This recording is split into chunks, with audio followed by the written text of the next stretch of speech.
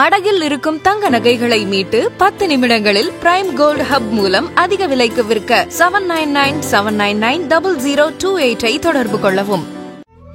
தமிழர்களின் number 1 choice Tamil matrimony.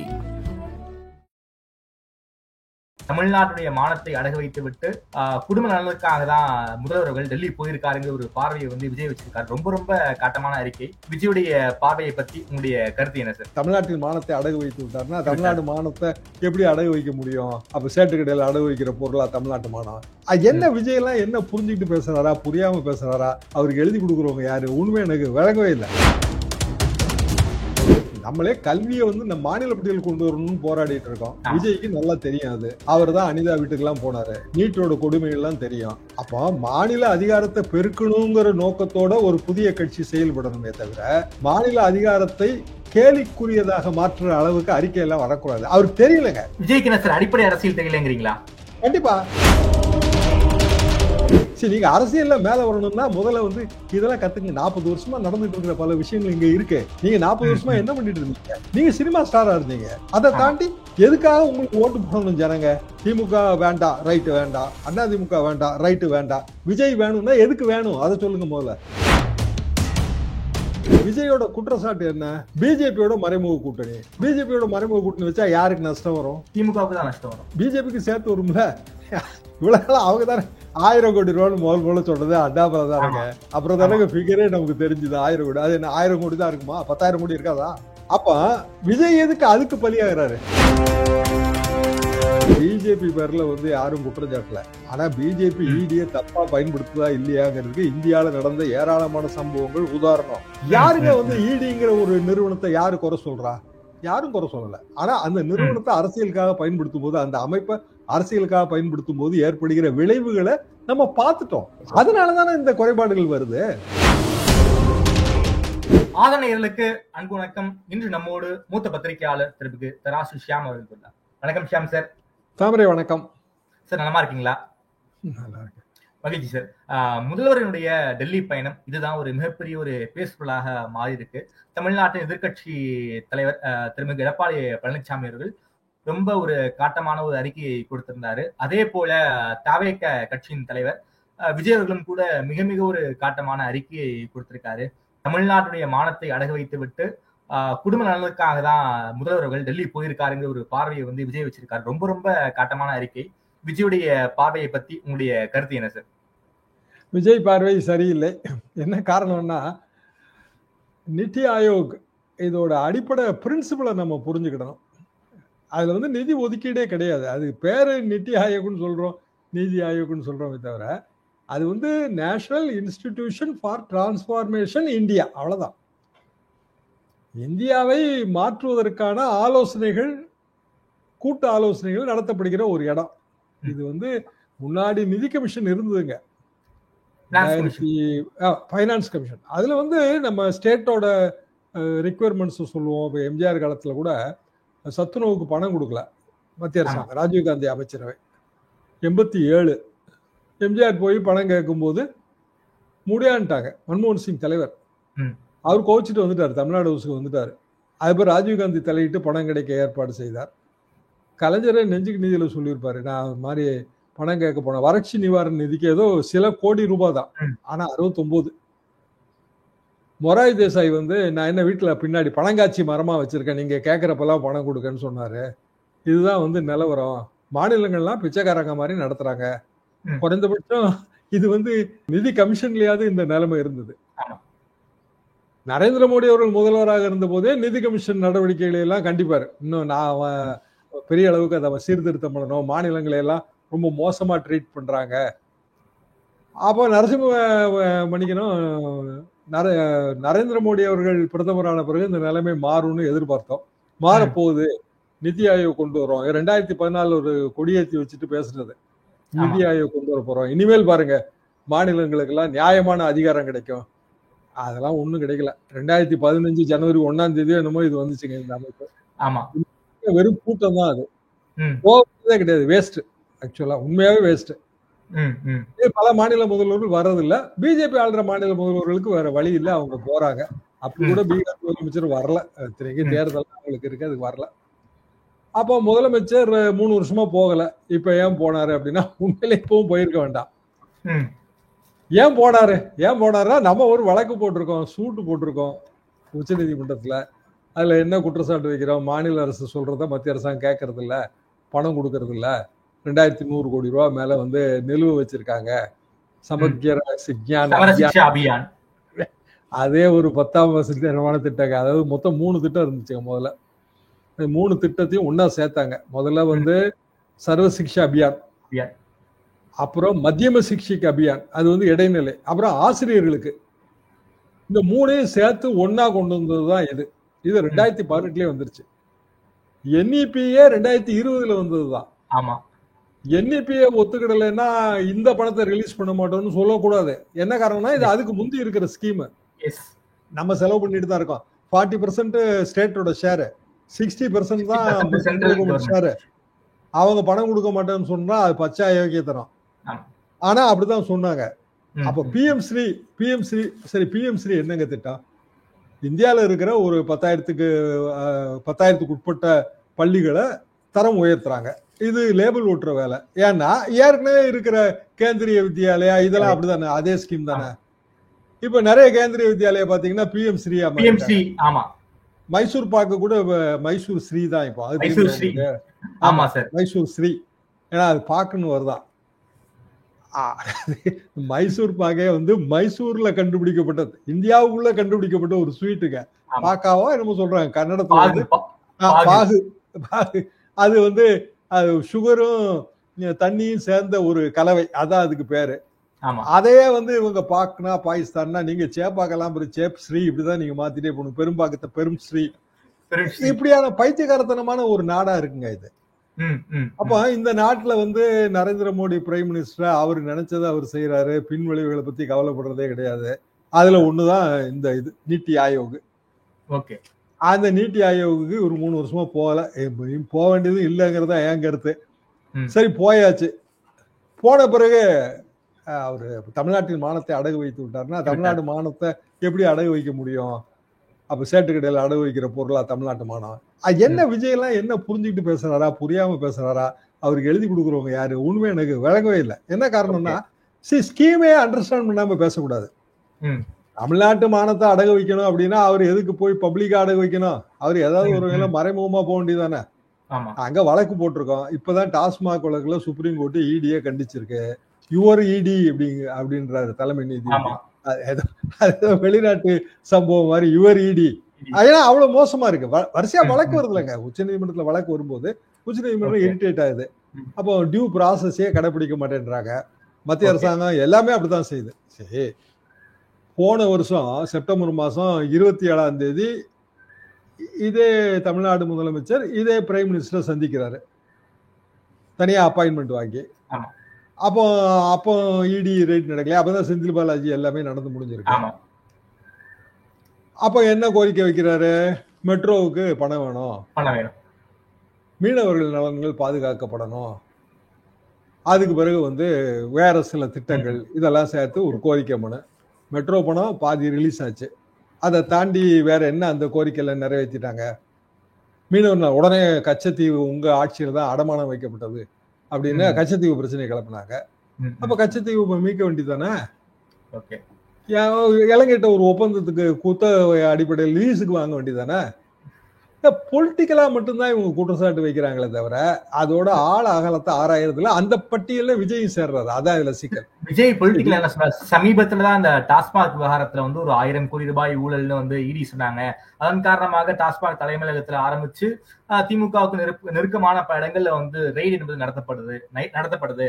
Target Udhayanidhi தான். இந்த சமயத்துல ஏன் வந்து போகணும்? நீங்க வந்து ED ரைட்ஸ் பத்தி நீங்க பேசவே இல்லையா? மனசாட்சியை திறந்து காட்ட முடியுமான்லாம் விஜய் வந்து அறிக்கை விட்டுருக்காரு சார். இதையும் ED ரைட்ஸையும் வந்து முதலுடைய டெல்லி பயணத்தையும் லிங்க் பண்றாருல. இதை ஒரு சாமானியன் கிட்ட கொண்டு போகும்போது இதுக்குதான் போயிருப்பாரோ அப்படிங்கிற ரீதியில தான் சார் சாமானியனும் நினைப்பான். இதை பத்தி நான் ஒண்ணு சொல்லட்டா? இன்னைக்கு சாமானியர்கள் டிஜிட்டல் பள்ளத்தாக்குகளில் வீழ்ந்து கிடக்கிறார்கள். நீங்க வாக்கு அரசியலே இன்னைக்கு டிஜிட்டலா இருக்கு. ஆமா, நம்ம பேசுறது அடுத்த நொடி வந்து கிராமங்களுக்கு போய் சேருது. அப்ப இதெல்லாம் விலைக்கு சொல்லும் போது சாமானியர்களை அந்த அளவுக்கா வந்து அவங்க வந்து அரசியல் சிந்தனை இல்லாம இருக்காங்க. முதலமைச்சரும் பிரதமரும் தனியா எங்கேயாவது சந்திச்சாங்களா? இல்ல. போனது கூட போனது தலைமைச் செயலாளர் மட்டும். அதுவும் 2 நிமிஷம் தான் அவர் பேசியிருக்காரு. அது முதலமைச்சரே தான் சொல்றாரு, 2 நிமிஷம் தாங்க என்கிட்ட பேசினாரு அப்படின்னு. பக்கத்துல ஆந்திர முதலமைச்சர் நிக்கிறாரு. இதுல எங்க வந்து இடியை பத்தி பேசுறது சரி, இடியை பத்தி பேசுனதாவே வச்சுக்கோ. உச்சநீதிமன்றம் என்ன சொல்லுது?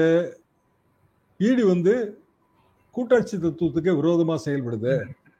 மொத்தம் 40க்கும் மேற்பட்ட எஃப்ஐஆர்கள் இருக்கு.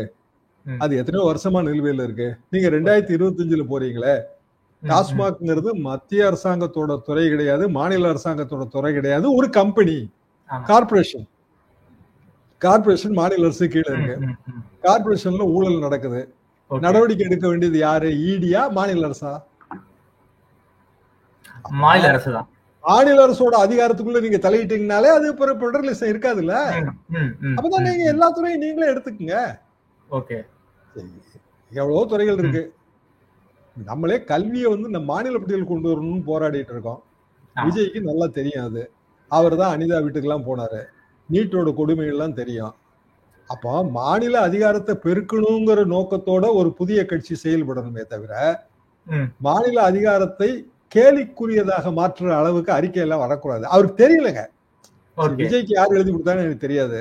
ஆனா விஜய்க்கு தெரியலன்னு எனக்கு புரியுது. என்ன காரணம்னா விஜய்க்கு சார் அடிப்படை அரசியல் தெரியலங்கிறீங்களா? கண்டிப்பா. நீத்தி ஆயோக்னா என்ன, அவர் அதை சொல்லணும்ல. நிதி ஒதுக்கீடு சம்பந்தமான விஷயமா? அங்க வந்து மொத்தமே அது 3 மணி நேரம் கூட்டங்க. ஆமா, மத்தியானத்துக்கிட்ட நடக்குது, தொடங்குதுங்க, அதோட முடிஞ்சு போயிருது, ஈவினிங்கோட முடிஞ்சு போயிருது. பிரைம் மினிஸ்டர் தனியா பார்த்து பேசுறதுக்கு எந்த மாநில முதல்வருக்குமே அதுல வாய்ப்பு இல்லை. அவங்களோட கூட்டணி கட்சி முதல்வரே கும்பலா தான் நின்று பாக்குறாரு, சந்திரபாபு நாயுடு. இன்னொருத்தர் வரவே இல்லை, பீகார் முதலமைச்சர். இதுல எப்படி வந்து ஒரு முதலமைச்சர் ஈவன் பர்சனலா ஒரு ரிக்வெஸ்ட் வேணா கூட எப்படி வைக்க முடியும்? சரி, அது எதுக்கு டெல்லிக்கு போய் வைக்கணும்? வேற எங்கேயாவது போய் வைக்க வேண்டியதானே? பாம்பேக்கு வரும்போது பார்க்க வேண்டியதானே? அப்ப மாநில முதல்வர் போறாருங்கிறதுக்கு நான் பார்த்த ரீசன் என்னன்னா, சுப்ரீம் கோர்ட்ல வழக்கு இருக்குங்க. வழக்கு சூட்டு வேற, அது ரிட்டு கிடையாது. சூட்டுங்கும் போது ஏராளமான கேள்விகள் வரும். மணி மேட்டர்னா என்ன கேட்டீங்கிற ஒரு அடிப்படை கேள்வியை நீதிபதிகள் கேட்க மாட்டாங்களா? நீங்க என்ன கேட்டீங்க, எத்தனை முயற்சி எடுத்தீங்க, சும்மா எதுக்கு எடுத்தாலும் எதுக்கு சுப்ரீம் கோர்ட்டுக்கு வரீங்க? உங்க மாநில முதல்வர் வந்து சமீபத்துல நீத்தி ஆயோக் கூட்டம் நடந்துச்சு, அங்க போய் தன் கோரிக்கையை வச்சாரா அப்படின்னு அவங்க கேட்பாங்களா மாட்டாங்களா? நிச்சயமா கேட்க வாய்ப்பு இருக்கு. அது யாருமே கேட்பாங்க. நீங்க எத்தனை ஹைகோர்ட் இதுல அப்படி பார்க்கலாம். நீங்க என்ன நடவடிக்கை எடுத்துட்டு இருந்தீங்கன்னு ஹைகோர்ட் நீதிபதி கேட்பாரு, சுப்ரீம் கோர்ட் நீதிபதி கேட்பாரு. அப்ப அதெல்லாம் வந்து அவாய்ட் பண்ணணும்னா இதுதான் வழி, வேற வழியே இல்லையா? அதுக்கு 2 நாள் வேஸ்ட்டுங்க. 2 டேஸ் உண்மையிலேயே வேஸ்ட் தான் நான் நினைக்கிறேன். என்ன காரணம்னா அதனால என்ன பயன்? சரி, போன வருஷம் நீத்தி ஆயோக் கூட்டம் நடந்துச்சுல்ல, அதுல வந்து டிஸ்கஸ் பண்ணப்பட்ட மேட்டர்ல இந்த வாட்டி என்ன ஆக்ஷன் டேக்கன் ரிப்போர்ட் இருக்கு சொல்லுங்க. 2015 இருந்தே பெருசா இல்லைங்க. இன்னைக்கு நம்ம பேசிட்டு இருக்கிற இன்னைக்கு 2014 மே மாதம் 26ஆம் தேதி நரேந்திர மோடி அவர்கள் பிரதமரா பொறுப்பேற்றாரு. நம்ம பேசிட்டு இருக்கிற நாள் முக்கியமான நாள். இந்தியாவில் 2014 பிஜேபி அரசாங்கம் தனி மெஜாரிட்டியோட வந்த நாள். என்ன வந்து அவங்க செயல்படுத்திட்டாங்க? மாநிலங்களுக்கு எல்லாம் அதிக அதிகாரம் கொடுத்துட்டாங்களா? அவர் முதலமைச்சராக இருக்கும்போது அதை வலியுறுத்தினாரு, மாநிலங்களுக்கு அதிக அதிகாரம் வேணும்னு வலியுறுத்தினாரு. இந்த மாதிரி டெரரிசம் அட்டாக் வருது பாம்பேல, நடவடிக்கை எடுக்க வேண்டிய மன்மோகன் சிங் ஒபாமான்னு சொல்லி அங்க போய் அழுகிறாரு, போய் எழுதுறாரு. காஷ்மீருக்கு போக வேண்டியதானே, எதுக்கு அமெரிக்காவுக்கு போகணும்? சொன்னது யாரு? நரேந்திர மோடி. இவர் இப்ப என்ன பண்றாரு? ட்ரம்ப் என்ன பண்றாரு? நான் தான் இதை தீர்த்து வச்சேன். அவர் எல்லா பிரச்சனையும் தீர்ப்பாருங்க. பாமக பிரச்சனை கூட ஒரு தைலாபுரம் வரதா பேச்சு அடிபடுது. உலகத்துல ட்ரம்பால தீர்க்க முடியாத பிரச்சனையே கிடையாது, எதுவுமே கிடையாது. இந்தியால மோடியால தீர்க்க முடியாத பிரச்சனை எதுவுமே கிடையாது. நேற்றுக்கு பாத்தீங்கன்னா மணிப்பூர்ல மிகப்பெரிய பிரச்சனை என்னன்னா, மணிப்பூர் ஸ்டேட் அப்படிங்கிற பேனரை எடுக்கணும்னு சொல்லி செக்யூரிட்டி பர்சனல் வலியுறுத்தி அது பெரிய இஷ்யூ ஆகி எங்க ஸ்டேட்டையே நீங்க மறைக்க பாக்குறீங்கன்னு இஷ்யூ ஆகி அதுக்கு நேற்று வந்து கவர்னர் மாளிகையை நோக்கி பேரணி. அங்க ஆட்சி கிடையாது, எதிர்கட்சி கிடையாது, ஆளுங்கட்சி கிடையாது, மக்கள் வந்து திரண்டு பேரணி போறாங்க. அதை தடுத்து நிறுத்துறாங்க. அதனால ஏற்பட்ட கலவரம் இன்னைய வரைக்கும் மணிப்பூர்ல தொடர்ந்துட்டு இருக்கு. மணிப்பூர் எத்தனை வருஷமா கலவரம் நடந்துட்டு இருக்கு? ஏன் வந்து பிரதமர் நரேந்திர மோடி வந்து மணிப்பூர் கலவரத்தை தீர்த்தே வைக்கல? இப்படி எத்தனை விஷயங்கள்ங்க. பஞ்சாப் வந்துங்க இந்த 2 நாள் நடந்த ஆபரேஷன் சிந்தூர்ல பஞ்சாபோட என்டையர் பொருளாதாரம் சரிஞ்சிருச்சு அப்படின்னு பஞ்சாப்ல இருக்கிற பத்திரிகைகள் எழுதுறாங்க. பஞ்சாப் பத்திரிகைகள் எந்த விதமான உதவியுமே செய்யல பஞ்சாப் மக்களுக்கு. ஏன்னா அது எல்லைப்புறமா நாங்க வேலை பார்த்தவங்கிற முறையில் என்னால உடனே புரிஞ்சுக்க முடியுதுங்க. அது எல்லைப்புற மாநிலம், பெரிய அளவுக்கு வந்து நம்ம வந்து போர் தொடுத்திருக்கோம். ஆபரேஷன் சிந்தூர் வந்து ராணுவத்தோட வெற்றி. ஆனா அதை வந்து அரசியலுக்காக சொந்த வெற்றி மாதிரி பிரதமரும் மற்றவர்களும் வந்து பயன்படுத்துறாங்க. நம்ம பார்க்கத்தானே செய்யறோம் சொந்த வெற்றியா பயன்படுத்துறத. அப்போ எதை நோக்கி இந்த அரசியல் போகுது? அதான் என்னோட கேள்வி. எனக்கு நான் 45 வருஷமா இதை பாக்குறேங்க. ஒரு மாநில கட்சி என்பது மாநில நலன்களுக்காகத்தான் பாடுபடணும். மாநில நலன்கள் வரும்போது அரசியல் கிடையாது. அதுல நீ கர்நாடகத்துல காவிரியில தண்ணின்னு வச்சுக்கலாம், எல்லா கட்சியும் ஒன்னா நிக்குதா இல்லையா? நிக்கிறாங்க. இங்க ஏன் நீங்க நிக்க மறுக்கிறீங்க? அதுல எதுக்கு திமுக, தாவேகா, அதிமுக அரசியல்? அதுல எதுக்கு? மாநில பணம் வரல, 2100 கோடி ரூபாய் பணம் வரல, வழக்கு போட்டிருக்கோம். நீங்க யார் பக்கம் நிக்கிறீங்க? மாநிலத்தின் மாணவர்கள் பக்கமா? மாணவர்கள் பணம் வரலங்கிறதுனால நமக்கு ஏற்படுகிற இன்னல்களை நீக்க வேண்டிய கடமை மத்திய அரசுக்கு இருக்கிறதுங்கிறத அந்த கோஆபரேட்டிவ் ஃபெடரலேஷன் அடிப்படையிலையா? எது பக்கம் நீங்க நிக்கிறீங்க விஜய் அவர்களே? சரி, நீங்க அரசியல்ல மேல வரணும்னா முதல்ல வந்து இதெல்லாம் கத்துங்க. 40 வருஷமா நடந்துட்டு இருக்கிற பல விஷயங்கள் இங்க இருக்கு. நீங்க 40 வருஷமா என்ன பண்ணிட்டு இருந்தீங்க? நீங்க சினிமா ஸ்டாரா இருந்தீங்க. அதை தாண்டி அப்போ 40 வருஷமா தமிழ்நாடுங்கிற ஒரு மாநிலம் 1967 இருந்து எத்தனையோ விஷயங்கள், எத்தனையோ அரசியல் மாற்றங்கள், எவ்வளவோ சித்தாந்தங்கள் இங்க இருக்கு. அதை புரிஞ்சுக்காம அரசியல் பண்றது அப்படின்னா அது வேஸ்ட்டுங்க. எதுக்காக உங்களுக்கு ஓட்டு போடணும் ஜனங்க? திமுக வேண்டாம், ரைட்டு வேண்டாம். அதிமுக வேண்டாம், ரைட்டு வேண்டாம். விஜய் வேணும்னா எதுக்கு வேணும்? அதை சொல்லுங்க முதல்ல. அதவே சொல்றது இல்ல. அதான் இதோட சிக்கல். அப்பெல்லாம் வந்து அங்க அட்வைசரி பாடியே சரியில்லை அப்படிதான் நான் நினைக்கிறேன். விஜயை சுற்றி இருப்பவர்கள் விஜய்க்கு சரியான ஆலோசனைகளை கொடுப்பதில்லைன்னு சொல்றீங்களா சார்? கண்டிப்பா ஒரு இஷ்யூங்க இது வந்துங்க. ஒரு டெக்னிக்கலான ஒரு இஷ்யூ. நித்தி ஆயோக்னா என்ன, அங்க வந்து எப்படி வந்து டிஸ்கஷன் 7 நிமிஷம் தாங்க ஒரு சிஎம்க்கு பேசுற வாய்ப்பு. ஒரு ஸ்டேட்டுக்கு 7 நிமிஷம் தான். 2 பேர் தான் போவாங்க. சிஎம்மும் அனைவா மோஸ்ட்லி தலைமை செயலாளர் இல்ல பைனான்ஸ் செக்ரட்டரி இருந்தா அவங்க தான் போவாங்க. அவங்க தான் கலந்துக்க முடியும். நிர்வாக குழு அது. அப்போ அதுல வந்து ஸ்டேட்டோட சில விஷயங்களை கோரிக்கை பட்டியல் கொடுத்தது தான். அதனாலதான் நான் இது வேஸ்ட் நினைக்கிறேன்.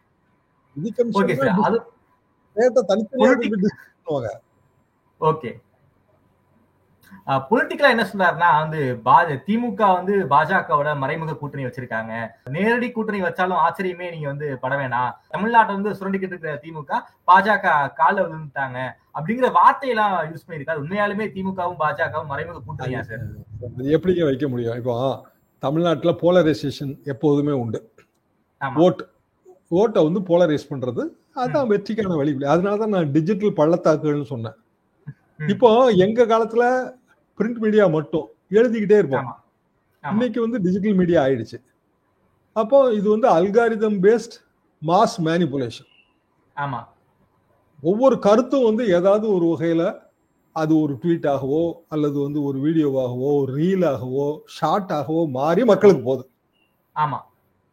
இதுல பிஜேபி ஆன்டி பிஜேபிங்கிற ஒரு ஓட் பேங்கை தான் திமுக வந்து அனலைஸ் பண்ணி அது அந்த பக்கம் தான் போகுது. அது அதனாலதான் உதயநிதி வந்து இடி என்ன மோடி வந்தாலும் பயப்பட மாட்டோம்னு சொல்றதெல்லாம் அதனாலதான் மாறுதட்டுதல்.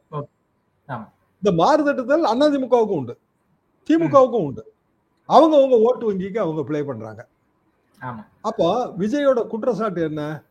பிஜேபியோட மறைமுக கூட்டணி. பிஜேபியோட மறைமுக கூட்டணி வச்சா யாருக்கு நஷ்டம் வரும்? திமுகவுக்கு தான் நஷ்டம் வரும். பிஜேபிக்கு சேர்த்து வரும்ல.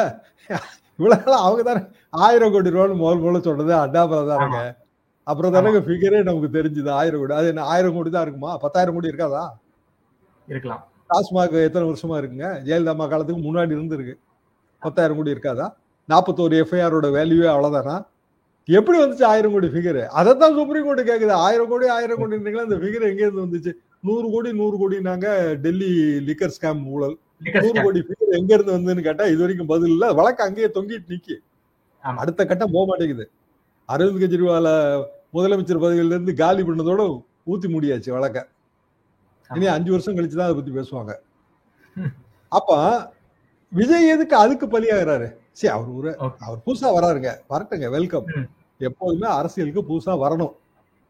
1000 பூக்கள் மலரட்டுங்கிறது தான் மாவோ சொன்ன ஒரு வார்த்தை. அதெல்லாம் தவறே கிடையாது. எல்லாருக்கும் சாய்ஸ் இருக்கட்டும். அசம்பிளி வந்து ஒன் சைடா இருக்கக்கூடாது. அசம்பிளில எல்லா தரப்பினரும் இருக்கணுங்க. கமலஹாசன் தேர்தலில் போட்டி போடும்போது கமலஹாசன் ஜெயிக்கணும்னு நான் சொன்னேன். என்ன வரட்டுங்க, ஒரு புதிதாக ஒருவர் வந்து அசம்பிளிக்குள்ள வந்து அவரோட கருத்துக்களை வைக்கட்டுமே. அப்ப இவர் வரட்டும், 5 சீட் ஜெயிக்கட்டும், 10 சீட் ஜெயிக்கட்டும், அதுல எல்லாம் ஆட்சேபனை கிடையாது. ஆனா அடிப்படையை புரிஞ்சுக்காம வந்தாரு அப்படின்னா உண்மையிலேயே அது வந்து தமிழ்நாட்டுக்கு நல்லது செய்யாது. ஏன்னா அசம்பிளியில தமிழ்நாட்டு நலன்களுக்காக நீங்க குரல் கொடுக்கணும். உங்க பார்ட்டி நலன் இல்ல, உங்க நலன் இல்ல, தமிழ்நாட்டு நலன்களுக்காக நீங்க. அப்ப இன்னைக்கு தேதிக்கு நம்ம என்ன கேட்கிறோம்? மத்திய அரசாங்கம் கொடுக்க வேண்டிய பணத்தை குடியான்றோம். அவன் என்ன சொல்றான்? நீ NEP-ல கையெழுத்து போட தான் கொடுப்பேன்னா அது எப்படி நம்ம NEP-ல கையெழுத்து போட முடியும்? நம்ம மும்மொழி என்ன வருது? ஆமா, ஸ்கீம் வேறங்க. நம்ம எதுக்குறோங்க 67ல இருந்து. நாங்களாம் இந்திய எதிர்ப்பு போராட்ட செட்டுங்க. 65ல இருந்து நாங்க எதுக்குறோங்க. எங்களுக்கு வந்து 3வது மொழி தேவையில்லை, ஹிந்தி தேவையில்லை, தேவைப்படுறோம் தனியா படிச்சுக்குவோம், அவ்வளவுதான். ஆரம்ப பள்ளிக்கூடத்துல நீங்க கொண்டு போய் இந்தியை கொண்டு வந்தீங்கன்னா எங்களுக்கு இடைநிற்றல் தான் அதிகரிக்கும். நீங்க கிராம பள்ளிக்கூடத்துக்கு என்னைக்காவது போறாரா விஜய்? இந்தியை பற்றிய வந்து கிராம பள்ளிக்கூடத்துல இருக்க மாணவ மாணவரின் ஒப்பீனியன் என்ன? அவர் தேவைப்படுறவங்க, அறிவில் சிறந்தவர்கள், எதையும் கிரகிக்கக்கூடிய ஆற்றல் படித்தவங்க அதை படிச்சுக்குவாங்க. நீங்க ஹிந்தி படிச்சுக்குவீங்க, ஏன்னா ஹிந்தி படத்துல உங்களுக்கு வாய்ப்பு கிடைக்கும். நாங்க ஏன் படிக்கணும்னு நான் கேட்கிறேன். அதைத்தானே 67ன்னு சொல்லிட்டு இருக்கோம். அப்ப நீங்க வந்து இதுல வந்து டோட்டலா என்ன பிக்சருக்குள்ள வருது? NEP-ல கையெழுத்து போட்டு ஹிந்தி படிச்சாதான் உனக்கு ரூபா கொடுப்பேன்னு சொல்றதுதானே முடியுது. நித்தி ஆயோக் கூட்டத்தையும் அதையும் நீங்க முடிச்சு போடுறதும் ஈடிக்காக போனான்னு சொல்றதும் அது வந்து அபத்தம், உளறல். டாஸ்மாக் வழக்குக்கு வந்து இடைக்கால ஸ்டே கொடுத்துட்டாங்க. பாஜக தரப்பினர் என்ன சொல்றாங்க? ஈடியுடைய வாதங்களை கேட்காம வந்து ஸ்டே கொடுத்துட்டாங்க. சோ இந்த ஸ்டே என்பது நீடிக்காது. இடி வந்து தங்க கிட்ட இருக்கக்கூடிய ஆதாரங்களை வந்து கவுண்டராக சுப்ரீம் கோர்ட்ல போடும்போது இந்த ஸ்டே என்பது வந்து விலகிடும் அப்படிங்கிற கருத்தை வந்து பாஜக வைக்கிறாங்க. இதை பற்றி உங்க பார்வை என்ன சார்? ஈடியோட வார்த்தை தானங்க இவர் வைக்கிறாரு, நம்மளோட தலைமை வழக்கறிஞர் ராஜு வைக்கிறாரு. ஈடியோட வார்த்தை தானே அவர் வைக்கிறாரு. அதெல்லாம் கேட்டுட்டு தானே மிஸ்டர் ராஜு யுவர் இடி இஸ் டூயிங் திஸ் அப்படின்னு சொல்லி சுப்ரீம் கோர்ட் சொல்லுது. ராஜு அவர்களே உங்கள் இடி செய்தது அப்படின்னு சொல்லுது. தடை உடையிறது உடையாதெல்லாம் அது சுப்ரீம் கோர்ட் கையிலங்க. அதுக்கெல்லாம் இப்ப நம்ம வந்து பதில் சொல்ல முடியாது. ஆனா தடை விதிப்பதற்கான காரணங்கள் ஒன்று, தடை விதிக்கலைன்னா இர்ரிப்பேரபிள் டேமேஜ் வந்துரும். அப்பதான் தடை விதிக்க முடியுங்க. இன்ட்ரீம் எப்போதுமே அப்படிதான் கொடுப்பாங்க. ஈடு செய்ய முடியாத இழப்பு எனக்கு ஏற்படும் அப்படின்னு நான் நிரூபிச்சாதான் எனக்கு வந்து இடைக்கால தடை கிடைக்கும். அப்ப இந்த இடத்துல ஈடு செய்ய முடியாத இழப்பு யாருக்கு ஏற்படும் அப்படின்னா மாநில அரசோட ஒரு துறையின் கீழ் இயங்குகிற ஒரு நிறுவனத்துக்கு ஏற்படும். அப்ப நிறுவனம்னா 5 பேர் போர்டு, அதுல ஒருவர் சேர்மன், அவர் அடிஷனல் சீஃப் செக்ரட்டரி, 5வது நபர் தான் இந்த விசாகன் IAS. 5 பேர் கொண்ட ஒரு கார்பரேஷன்ல இண்டிவிஜுவல் பேர்ல நீங்க எப்படி பண்ண முடியுங்கிறதானே அவங்க கேட்ட கேள்வி. ஒரு 5 பேர் போர்டுங்க, அதுல 5வதா இருக்கிறவர் ஒருத்தர். நீங்க 4 பேர் விட்டுட்டு 5வது நபர் மேல குற்றச்சாட்டு வைப்பீங்களா? எப்படி அது பிரிடிகேட் அஃபென்ஸ் எப்படி அதுல ப்ரூவ் ஆகும்? அந்த 1000 கோடி ரூபாய் எங்க இருந்து அவரு வச்சிருக்காரு? இந்த கேள்வி எல்லாம் வருங்க. வெறும் பிஜேபி பேர்ல வந்து யாரும் குற்றம் சாட்டல. ஆனா பிஜேபி இடியை தப்பா பயன்படுத்துதா இல்லையாங்கிறதுக்கு இந்தியாவில நடந்த ஏராளமான சம்பவங்கள் உதாரணம். ஒரு பக்கா உதாரணம் எதுங்க? சமீபத்துல ஹேமந்த் சோரன் கைது. ஹேமந்த் சோரன் கைதுல பெயில் வந்து ஹைகோர்ட்டே கொடுத்துருச்சு, சுப்ரீம் கோர்ட் கூட இல்ல. ஹைகோர்ட் கொடுத்த பெயில் ஆர்டர் காப்பி ஆண்டு இருக்கு. இப்படியான குற்றச்சாட்டு வைக்கிறதே முட்டாள்தனம்னு சொல்லுது ஹைகோர்ட். ஏன்னா அப்படியான இதுவே இல்ல. அது லேண்ட் ஸ்கேம், அப்படியெல்லாம் பண்ண முடியாதுங்க. அது எப்படி சாத்தியம்? எப்படி இந்த குற்றச்சாட்டு? அவர் போய் அவரை அரெஸ்ட் பண்ணி அதுக்கு எவ்வளவு பெரிய டிராமாங்க. அவர் வந்து நேர கவர்னர் மாளிகைக்கு போய் பின்னாடியே எல்லா அதிகாரிகளும் போய் கவர்னர் மாளிகையில வச்சு அவர் ரெசிக்னேஷன் கொடுத்து அதுக்கு பிறகு அவருக்கு டெப்டியா இருந்தவரை தூக்கி பிஜேபிக்குள்ள கொண்டு வந்து அவரை முதலமைச்சர் வேட்பாளரை நிறுத்தி இதெல்லாம் பார்த்தோம்ல, நாடு பார்த்ததா இல்லையா? அப்ப இப்படியான செயல் நடக்கும்போது தானே நம்பகத்தன்மை போகுது. யாருங்க வந்து ஈடிங்கிற ஒரு நிறுவனத்தை யாரு குறை சொல்றா? யாரும் குறை சொல்லல. ஆனா அந்த நிறுவனத்தை அரசியலுக்காக பயன்படுத்தும் போது, அந்த அமைப்பை அரசியலுக்காக பயன்படுத்தும் போது ஏற்படுகிற விளைவுகளை நம்ம பார்த்துட்டோம். Okay okay. அதனாலதானே இந்த குறைபாடுகள் வருது. சார், டிபிஎஸ்சி விசாரிக்க வேண்டிய வழக்கை வந்து இடி விசாரிக்கிறது தான் வந்து கூட்டாட்சிக்கு எதிரானதுங்கிற ஒரு ஒப்பீனியன் வந்து சுப்ரீம் கோர்ட் சொல்லியிருக்காங்களா சார்? இது டிபிஎஸ்சி விசாரிச்சிருக்கணும், நீங்க ஏன் வரீங்க? இல்ல, அவங்க என்ன சொல்றாங்க அப்படின்னா, ஏற்கனவே இத்தனை எஃப்ஐஆர் பெண்டிங், இத்தனை வருஷமா வந்து விசாரணை நடந்துகிட்டு இருக்கு. அதுக்கு பிறகு ஹைகோர்ட்ல வந்து நாங்க எஃப்ஐஆர் எல்லாம் எதுவுமே க்ளோஸ் பண்ண மாட்டோம்னு வேற தமிழ்நாடு அரசாங்கம் வந்து இது கொடுத்துருக்கு. அது தனி கதை. ஆமா, தனி கதை இதே கொடுத்துட்டாங்க, அப்படி விட்டு கொடுத்துட்டாங்க, தனி கதை. ஆனா ஒரு விசாரணைய ஒரு மாநில அரசாங்கத்தோட ஒரு துறை நடத்தும் போது மத்திய அரசாங்கத்தோட இன்னொரு துறை அதுக்குள்ள குதிச்சு வந்தா கூட்டாட்சி தத்துவம் அடிபட்டு போகுது இல்ல அதுல. ஆமா, இவ்வளவுதான், ரொம்ப சிம்பிள் பாயிண்ட் தான் அது. இதே வாதம் இங்க வச்சதுதாங்க, இதே வாதம் சென்னை ஹைகோர்ட்ல வச்சதா அவங்க எடுத்துக்கிடல. சுப்ரீம் கோர்ட் அவங்க எடுத்துக்கிட்டாங்க. துணைவேந்தர் நியமனம் பொறுத்த வரைக்கும் உச்சநீதிமன்றமே இந்த மசோதாவை வந்து அப்ரூவல் கொடுத்துருந்தாங்க. ஆனா ஹைகோர்ட் அதுக்கு ஸ்டே கொடுத்திருக்காங்க. இன்னைக்கு மறுபடியும் விசாரணை என்பது போக போகுது. அப்படி இருக்கக்கூடிய இது எப்படி சார், இது வந்து இதை நாம எப்படி புரிஞ்சுக்கிறது? சுப்ரீம் கோர்ட் கொடுத்த ஒப்புதலுக்கு வந்து இங்க ஸ்டே கொடுத்திருக்காங்கிறது நாம எப்படி சார் புரிஞ்சுக்கிறது? இதுக்கும் போயிருக்காங்க, அப்பீலுக்கும் போயிருக்காங்க தமிழ்நாடு கவர்மெண்ட். இதுல என்ன சார் நடக்க வாய்ப்பு இருக்கு? என்ன வாய்ப்பு இருக்குன்னு நம்ம சொல்ல முடியாதுங்க. கோர்ட் எப்படினாலும் முடிவெடுக்கும், அதுக்குள்ள நம்ம போகவே முடியாது. ஆனா இது வந்து அடிப்படையில இன்னைக்கு வர்றது வந்து டிரான்ஸ்ஃபர் பெட்டிஷன் தான். டிரான்ஸ்ஃபர் பெட்டிஷன் எதுன்னா, ஏற்கனவே ஹைகோர்ட்ல போடப்பட்ட பப்ளிக் இன்ட்ரெஸ்ட் லிட்டிகேஷன்ல அவங்க சேலஞ்ச் பண்ணியிருந்தது யூஜிசியோட ரூல்ஸ் அண்ட் ரெகுலேஷன், யூஜிசியோட கைட்லைன். யூஜிசி கைட்லைன் வந்து பார்லிமெண்டரி ஆக்ட் கிடையாது, பார்லிமெண்டால் நிறைவேற்றப்பட்ட சட்டம் கிடையாது. ஸ்டேட் வந்து சட்டம் நிறைவேற்றி அது வந்து சுப்ரீம் கோர்ட்டோட ஒப்புதல் பெற்றுச்சு. அதன் விளைவாக வந்து 2 சர்ச் கமிட்டி போட்டிருக்கு. அப்ப ஸ்டேட் லா வந்து ஆட்டோமேட்டிக்கா சுப்பீரியர் தேன் த கைட்லைன். ரொம்ப சிம்பிள் தான் அது. மாநில அரசாங்கத்தின் சட்டமன்றம் ஏற்றுகிற சட்டம் எதுக்கு கீழே அப்படின்னா பார்லிமெண்ட் ஏற்றுற சட்டத்துக்கு கீழே. ஆனா மத்திய அரசாங்கத்தோட ஒரு துறை தனக்குள்ள வகுத்திருக்கிற கைட்லைன் அல்லது ரூல்ஸ் அண்ட் ப்ரொசீஜர், இதுக்கு மாநில அரசாங்கத்தோட சட்டம் உயர்ந்தது. அடிப்படை பிரின்சிபிள் வந்து இதுதான். அப்போ இந்த பிரின்சிபிள் கீழே உயர் நீதிமன்றம் ஒரு தடை கொடுக்கும்போது சுப்ரீம் கோர்ட்டோட உத்தரவோட ஸ்பிரிட் போயிருது. ஒவ்வொரு உத்தரவுக்கு பின்னாடியும் ஒரு எண்ணம் இருக்கு. சுப்ரீம் கோர்ட் தன் எண்ணத்தை வெளிப்படுத்தி இருக்கிறது. என்ன எண்ணம்? காலதாமதம். காலதாமதம் கண்டிக்கத்தக்கது. காலதாமதத்தை பொறுத்துக் கொள்ளக்கூடாது. as soon as possible. ASAPனா என்ன அர்த்தம்? உடனே செய்யறது. சட்ட நுணுக்கமான மேட்டர்ல உடனே செய்ய முடியாது. சோ அதிகபட்சமான ஒரு கால அவகாசம் 1 மாசத்துல இருந்து 3 மாசம் வரைக்கும். அது முடிஞ்சிருச்சு. இப்ப நாங்க இதை திருப்பி அனுப்பலாம். திருப்பி அனுப்புறது waste. It is not complete justice. இந்த வார்த்தையில அவங்க பயன்படுத்தி இருக்காங்க. இதுவும் நாங்க புதுசா சொல்லல. மத்திய அரசாங்கத்தோட ஹோம் வந்து நோடல் டிபார்ட்மெண்ட். அவங்க போகிற ஒரு சர்க்குலர்ல தான் இந்த 3 மாசங்கிற கால அவகாசம் இருக்கு. அதைத்தான் நாங்க சொல்றோம். திருப்பி இதை அனுப்பணும் அப்படின்னா திருப்பியும் கால தாமதம் தான் ஆகும். எனவே வந்து நாங்களே வந்து இதை எங்க சிறப்பு அதிகாரத்துக்குள்ள சட்டமாக பாஸ் பண்ணதாக எடுத்துக்கிறோம். இதுதான் வாதங்க. இப்போ சென்னை உயர்நீதிமன்றத்தோட தடை உத்தரவு சுப்ரீம் கோர்ட்ல அந்த ப்ராப்பரான வாதங்கள் வரும்போது அது நிக்காதுன்னு தான் நான் நினைக்கிறேன். என்ன காரணம்னா அது பார்த்தாலே தெரியுதுங்க. அது அப்பேரண்டா வயலேட் ஆகுதுன்னு நல்லா தெரியுது. இன்னைக்கு நடக்குமான்னு எனக்கு தெரியாது. ஏன்னா இன்னைக்கு டிரான்ஸ்ஃபர் பெட்டிஷன் தான் இன்ஃபெக்சுவஸ் ஆயிடுச்சு.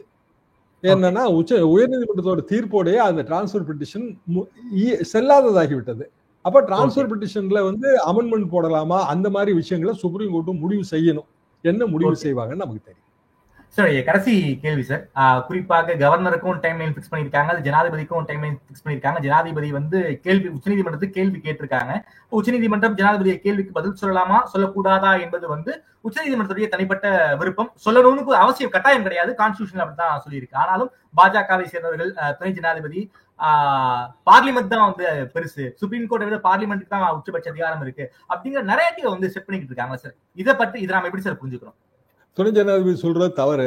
என்ன காரணம் அப்படின்னா, இந்தியா மாதிரியான நாட்டுல நம்ம அடாப்ட் பண்ற பார்லிமெண்டரி ஜனநாயகத்துல பார்லிமெண்ட் என்ன சட்டம் நிறைவேற்றினாலும் லெஜிஸ்லேட்டிவ் லாவை விட எது உயர்ந்ததுன்னா சட்ட வியாக்கியானம் தான் உயர்ந்தது. ஆரின் அதர் வேர்ட்ஸ் வந்து நீதிமன்றங்கள் கொடுக்கிற திருத்தங்கள் அல்லது விளக்கங்கள் இதுதான் வந்து உயர்ந்தது. அப்போ நீதிமன்றம் என்ன சொல்றதோ அது சரிதான். அதாவது பிரசிடென்ட்டுக்கும் தாராளமா கால அவகாசம் நிர்ணயம் பண்ணலாம். பிரசிடென்ட் வந்து ஒன்னும் அப்பாற்பட்டவர்லாம் கிடையாது. அவருக்கு ஏன் காலக்கெடு நிர்ணயிக்க கூடாது? என்னோட கேள்வி அதுதான். எதுக்கு வந்து குடியரசுத் தலைவருக்கு காலக்கெடு நிர்ணயிக்க கூடாது? அப்படி காலக்கெடு நிர்ணயிக்காம தான் எத்தனையோ மரண தண்டனைகள் வந்து ஆயுள் தண்டனையா மாத்திருக்காங்க. எத்தனை விஷயம் நம்ம பார்த்திருக்கோம். பேரறிவாளன் வழக்கு என்னாச்சு, நளினி வழக்கு என்னாச்சு, இதெல்லாம் நமக்கு தெரிஞ்சது. என்னன்னா காலக்கெடு இல்ல, அது பாட்டுக்கு நிலுவையில இருக்கு. மரண தண்டனை அதுக்கான மன்னிப்பு வந்து நிலுவையில இருக்கு. அப்போ உச்சநீதிமன்றம் தலையிட்டு அதை வந்து ஆயுளா மாத்துதா இல்லையா? அப்ப காலக்கெடு நிர்ணயித்தா 3 மாசத்துக்குள்ளேயாவது ஜனாதிபதி ஏதோ முடிவு எடுப்பார்ல. ஜனாதிபதி காலக்கெடுக்கு உட்பட்டவரா தானே இருக்க முடியுங்க. அவருக்கு எப்படி விதிவிலக்கு கொடுக்க முடியும்? கான்ஸ்டிடியூஷன் உயர்ந்ததா இல்லைன்னா பதவிகள் உயர்ந்ததா? ரொம்ப சிம்பிள் கேள்விதான். கான்ஸ்டிடியூஷன் உயர்ந்தது. அப்புறம் அதுல என்ன மாற்றுக்கிறது இருக்கு? இது எப்படி துணை ஜனாதிபதி தெரியாம இருக்கும்? அவர் ஜனாதிபதி ஆகணும்னு ஆசைப்படுறாரு, அவ்வளவுதான். ஓகே சார், ஓகே சார், நன்றி சார். தமிழ்நாடு மற்றும் இந்திய அரசு தொடர்பான பல்வேறு கேள்விகளுக்கு வந்து ரொம்ப பதில் சொல்லியிருக்கீங்க. தினம் குறித்து பேசியமைக்கு நன்றி ஷியாம் சார்.